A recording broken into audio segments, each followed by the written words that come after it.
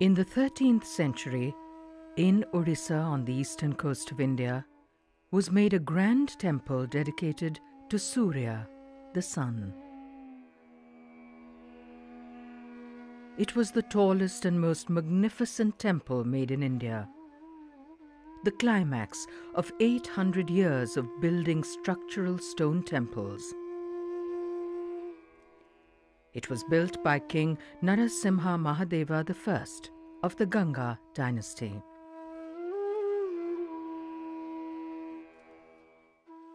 The land of Orissa had seen prolific temple building since the 7th and 8th centuries. At nearby Bhubaneswar stand numerous temples. These display the development of a distinctive style of architecture and sculpture in Orissa by the end of the first millennium.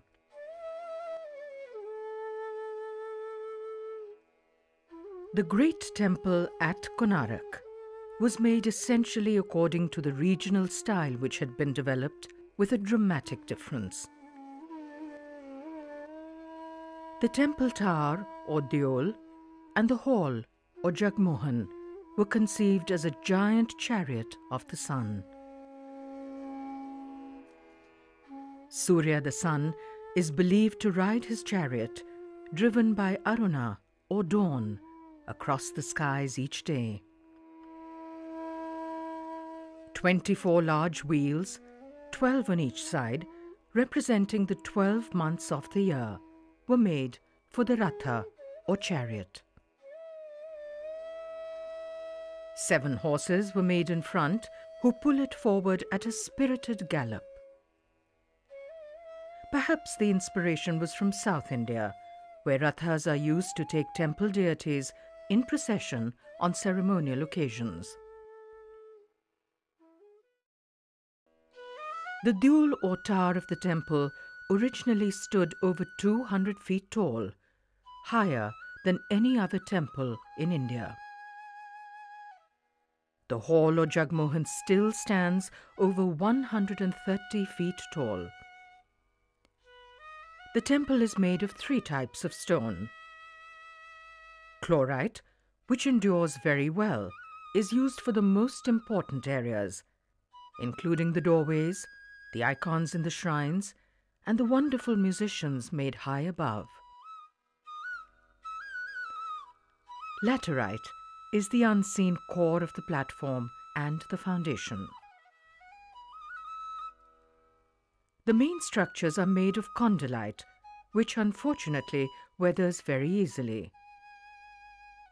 None of the stones are available in the area, and they must have been brought from long distances by rafts on the river.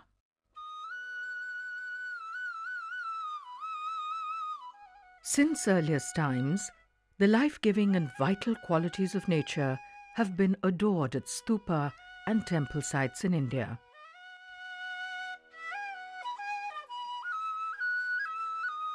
The worship of Surya is as ancient as that of any other deity. Temples to the sun god stand at Martand in Kashmir, Modhera in Gujarat, Ranakpur in Rajasthan, and at many other sites. The magnificent temple drew considerable admiration over the centuries. Abul Fazl, the court historian of the Mughal Emperor Akbar, visited the Konark temple and wrote, "Even those whose judgment is critical and who are difficult to please stand astonished at its sight."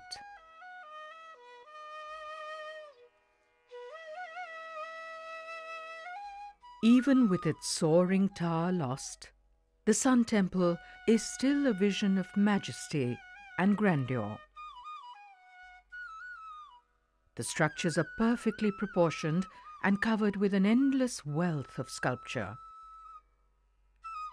The architecture and carvings are intrinsically linked in the scheme of an Indian temple. Here we see the complete harmony and blending of both. Seeing the art alive on the buildings and seeing how much a part of the buildings they were and how bereft the buildings would be without the sculptures gave me truly a different understanding of the meaning of the sculpture and why they were made in the first place. For us in the West, we often see, as I first saw sculpture, that is divorced from its roots, from where it originally came from. However, when one sees it as part of a building, as an integral part, one is reminded of the texts, the Shilpa Shastras, that refer to the sculptures actually as a necessary part of the architectural accoutrements, decor. Without it, it would be like a woman without her jewelry, essentially. And the sculptures, whether they are the iconic figures in the shrines or whether they're the relief figures on the outside, all have a part to play. The Jagmohan or hall of the temple and the Dyul or tower are built on the same platform. Against the sides of the platform and the staircase in front are made the giant wheels of the great chariot for the sun. These stand over 10 feet high and lend the quality of an epic imagination to the monument. It is the Ratha or chariot which draws Surya in his daily journey across the blue sky. The giant wheels remind us of the grandeur which is in all of creation, the magnificence of divinity which we can awaken within us. The wheels are detailed and realistically made, even with an axle and pin to hold the wheel in place. As with every part of the edifice, they are gorgeously sculpted. Every inch is carved, and miniaturized figures made in great detail inhabit all parts of the wheel. In everything big and small, the artist reflects the expanse of the entire world around him. On the sides of the vast platform is a wealth of reliefs. The Indian artist's love and observation of animals is seen in the many depictions of elephants. They are presented in their sylvan surroundings, uprooting trees, feeding their young, and displaying affection. Other scenes show men trying to capture elephants. They were the prized possessions of the king and nobility.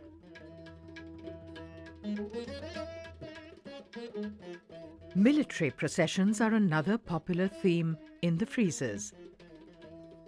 Men and women are depicted engaged in activities of everyday life.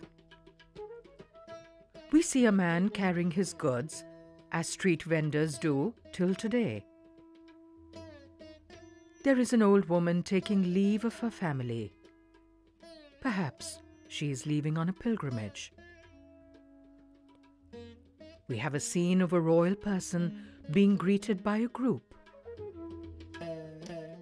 These figures are garbed in a foreign type of clothing and bring with them a giraffe, an animal which is not found in India. There are numerous depictions of Alasya Kanyas, or languorous maidens. Since ancient times, all Indian stupas and temples have had such images. They represent the fertility and creative urges of nature, which ensure the continuance of life. Mithuna couples are seen embracing each other. These images of the coming together of man and woman continue since earliest times in Indian art. They are presented along with all else of the natural world and of the divine. We have the popular impression of a certain sort of erotic element. So, but when one sees the male and the female coming together, there is that sort of often the sense of eroticism. I would say sensual, but sensual in a devotional way, which is very different from sexual. And I think I would associate eroticism with sexuality, and I don't see that in this. They're coming together as one, as more sort of in a sense of community, in a sense of grace, rather than in a sort of a sexual way. In the Alasya Kanyas, we see the grace of the human form and the underlying longing of all creation to be united in the Lord.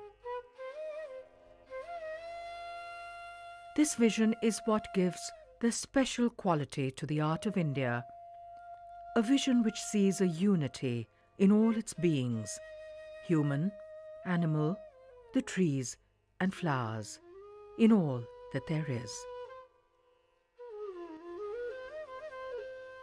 The desire of each man and woman for another is seen as no different from the desire of every creature to play his role in the interconnected world. The desire of each to gain the ecstasy of the knowledge of the divinity which is in each of us.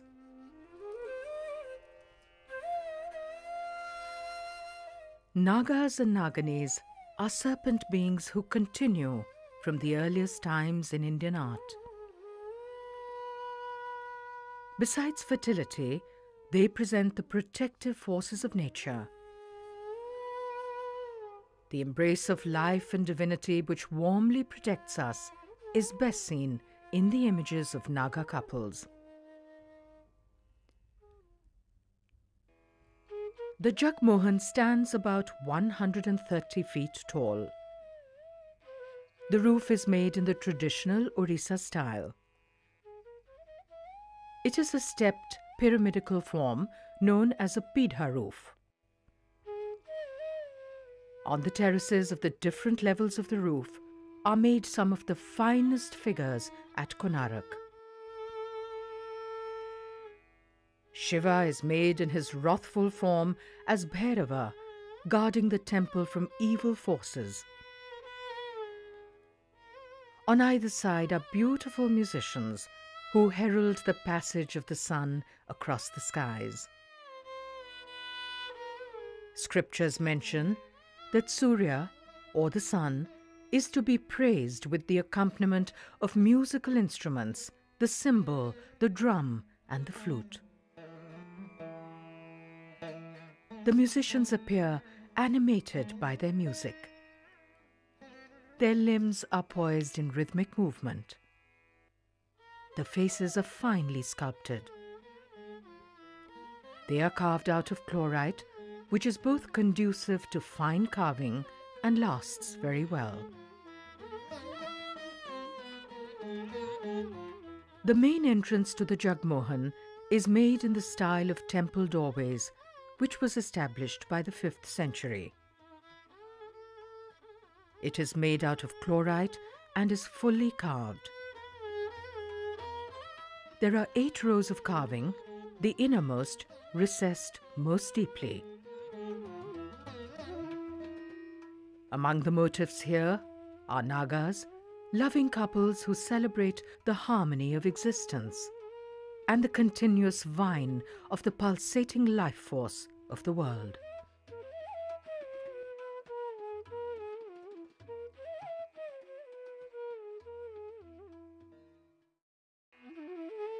Unfortunately, the main and tallest structure of the temple, its grand tower, has collapsed.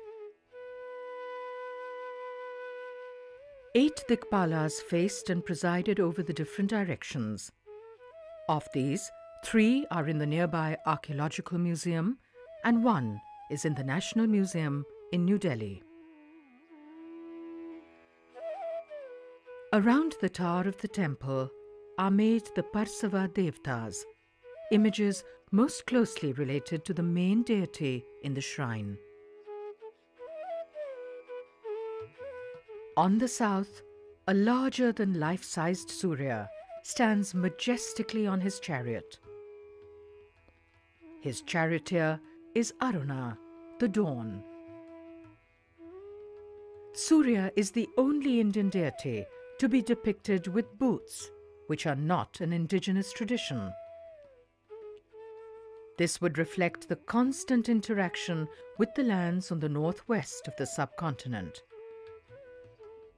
The king and his family priest are seen kneeling below the deity.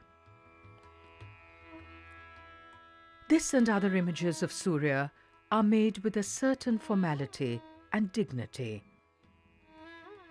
They are among the finest iconographic art of Orissa.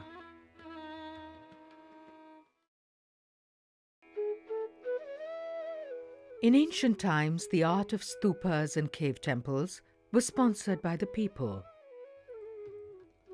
It was farmers, fishermen, traders, housewives, monks and nuns who paid for the making of the sculptures and gateways.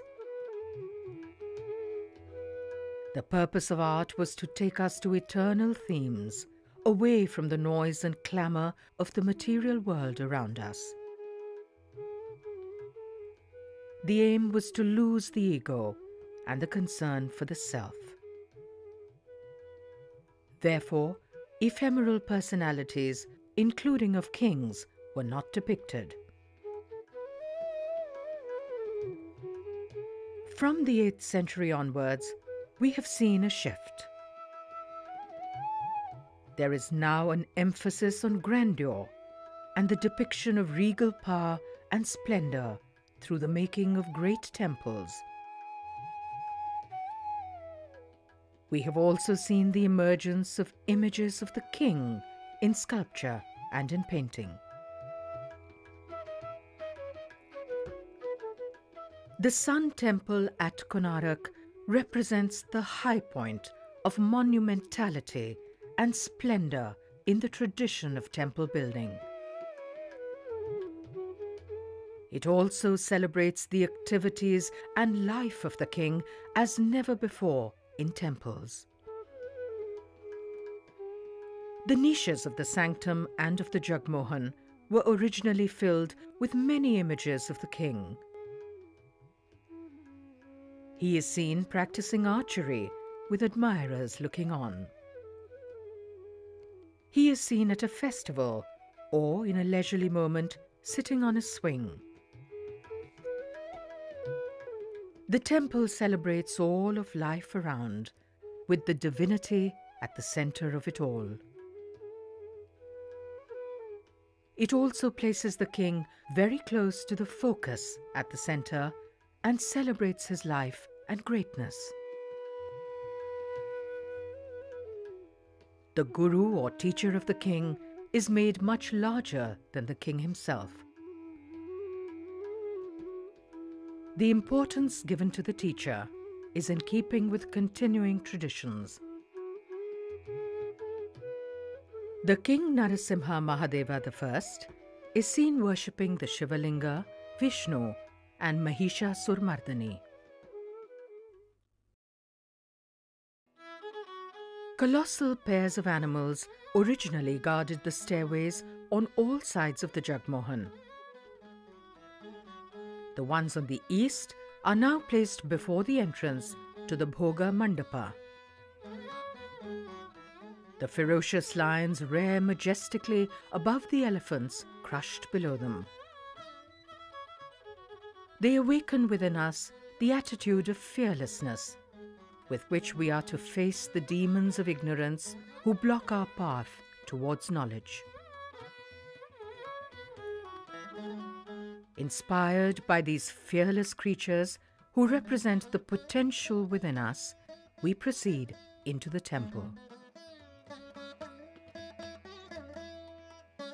Giant elephants and war stallions met the devotee at the other entrances to the Jagmohan. Today they stand on reconstructed platforms at a little distance from where they were originally placed. They are made with lifelike realism.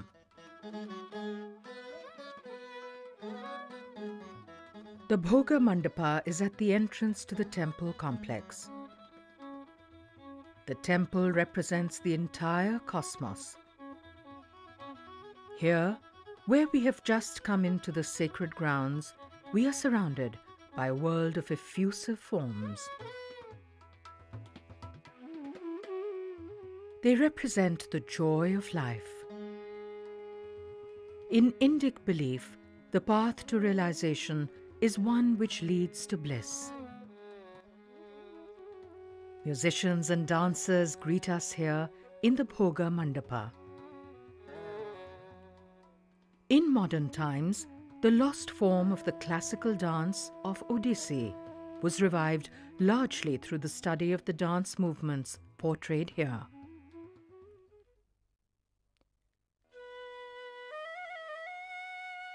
The temple of Konark celebrates life and the energy of the sun which pervades it all. There are elephants which are made in the ancient tradition, bearing the entire structure upon their backs. Men and women are seen in daily activities. We see soldiers, hunters, village folk, and noblemen. As divinity is seen in all of creation, all aspects of life receive the attention of the artist. The vital life of nature is seen in young maidens. The interconnectedness of all beings is expressed in combined creatures. Nagas represent the benign protection of nature. In the center of all the movement and numberless forms of the world is the divinity which pervades it all.